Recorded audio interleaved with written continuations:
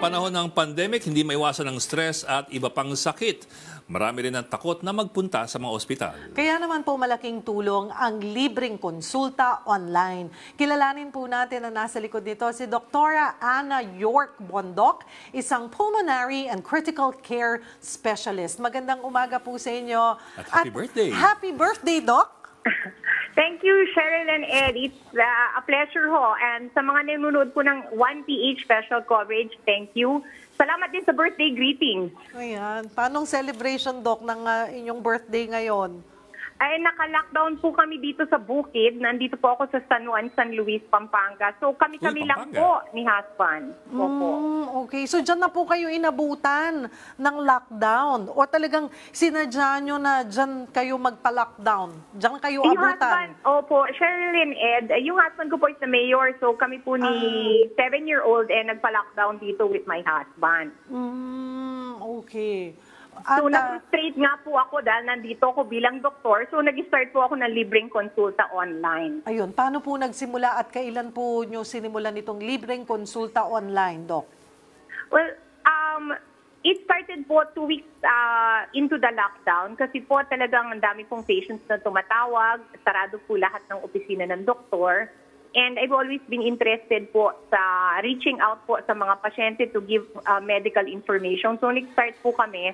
And nagulat nga po ako sa reception dahil no ads naman po. Basta ano lang ho, we're just doing Facebook Live and answering questions. Naging tuloy-tuloy na po. Kasi ako lalo na, Doc, isa po kayong pulmonary and critical care specialist. Abay, yan po ang pinakaunang tatakbuhan pag ikaw ay medyo nakakaramdam na po ng senyales, sintomas ng medyo problema po sa paghinga. Yes, Miss Cheryl, talagang marami hong, siyempre panahon rin naman ho ng ubot sipon and it's normal eh. Pero ang dami hong siyempre pumapasok po sa isip nila, could this be something more serious? So ang dami po talagang nagtatanong. Another issue po talagang marami nagtatanong, mga pregnant and may kids kasi po sarado po ang mga ospital and doctor's clinics. So we answer po, we do Facebook Live online and then we answer questions po.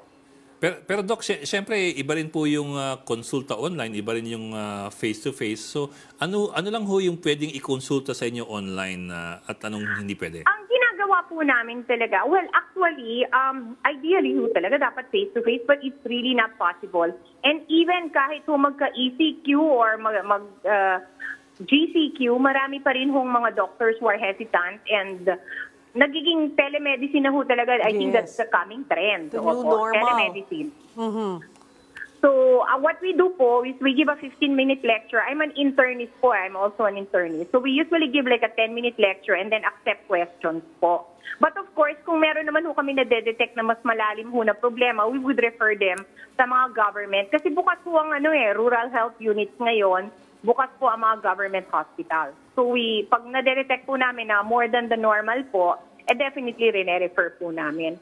And we also tell them naman po that it's just general. So ang siste po muna ng inyong online consultation ay basta po mag-Facebook Live po kayo, ganun ho ba? And then whoever na nakatutok sa inyo at may mga katanungan ay sinasagot nyo po. Opo. Yes, Ms. Cheryl. And we also, kasi I'm not po an OB, we also feature po national experts on yun hong pregnancy and COVID guidelines, breastfeeding and COVID guidelines. We also feature po national experts on a one hour po one-on-one. So they also accept po questions. Next week po, how to go back to work safely. How to go back to work May tips din siya. safely. Oo. Pero do you also do one-on-one consultation, Doc?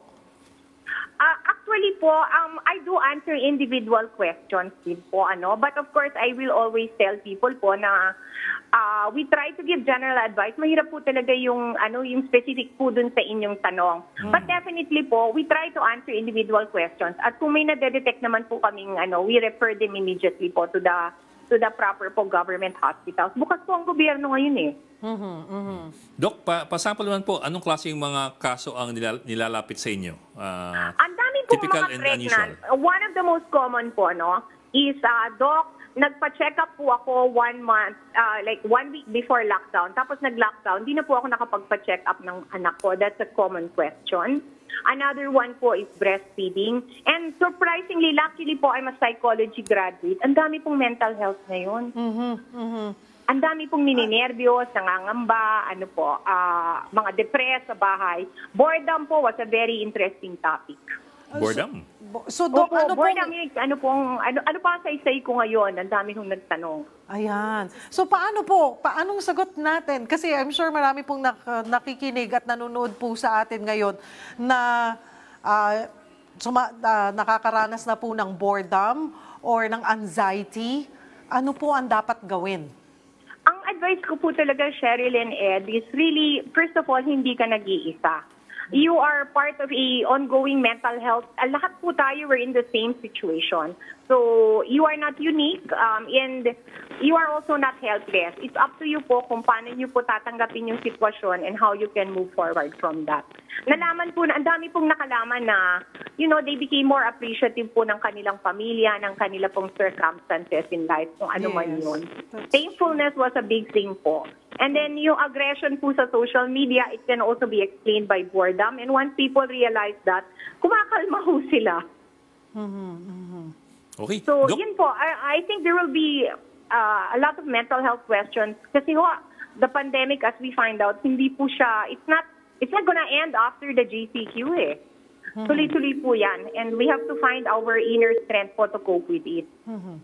So, yung inyo po bang consultation online, Doc, ay may regular na ano po yan, na schedule? Kunwari, everyday po ba yan? At what time? At paano po nila kayo mahahanap sa Facebook page?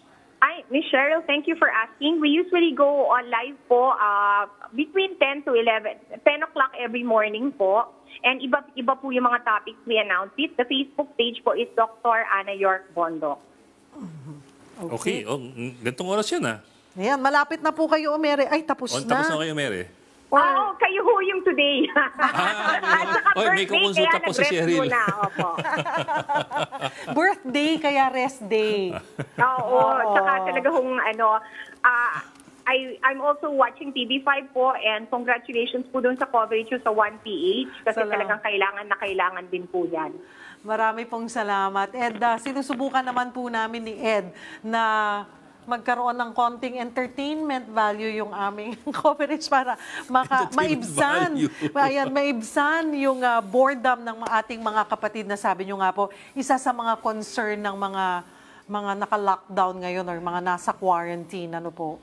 Opo, because you give news po but in a positive manner. That's another tip ko po. Avoid yung mga nega at yung mga positive po ang panoorin. And that includes po 1PH, of course. Diba? Papaalalahanan po namin ang mga producer namin na dapat maraming more on the positive news. Yes. Opo, nakakatulong po kayo na malaki din. Salamat po. Thank you And po, Doc. happy birthday Happy again. birthday.